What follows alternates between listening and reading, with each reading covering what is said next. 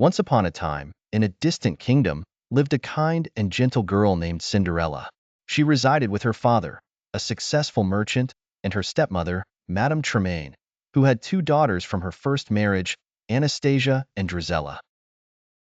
Unfortunately, after her father's passing, Cinderella's life took a drastic turn. Her stepmother revealed her cruel and jealous nature, demoting Cinderella to the rank of a housemaid. Day by day, Cinderella was forced to do all the household chores. She cleaned, cooked, washed, and sewed without ever complaining, despite her stepsisters constantly mocking her. Despite everything, Cinderella remained kind and hopeful, finding solace in the household animals, especially the mice Gus and Jack, who became her little companions. One day, great news spread throughout the kingdom.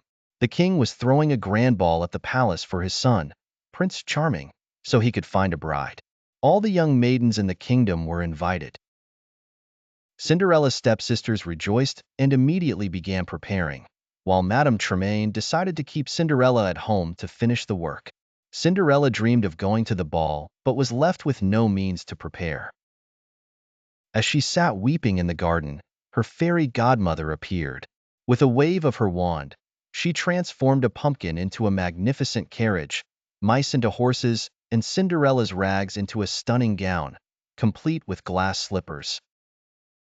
The fairy godmother warned her that the magic would wear off at midnight. Excited and grateful, Cinderella headed to the ball. Cinderella arrived at the ball and caused quite a stir.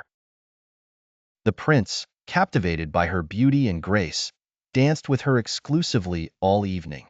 They laughed, talked, and danced as if they had known each other forever. But as midnight approached, Cinderella remembered her fairy godmother's words and fled the palace in haste. She left behind a glass slipper on the grand staircase. Determined to find the one who had captured his heart, the prince ordered that every maiden in the kingdom try on the glass slipper. Royal servants traveled throughout the land, going from house to house with the precious shoe. When Madame Tremaine heard this, she locked Cinderella in the attic to prevent her from trying it on.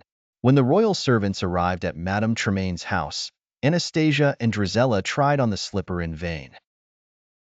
Meanwhile, the mice Gus and Jack found the attic key and freed Cinderella. She rushed downstairs and requested to try on the slipper.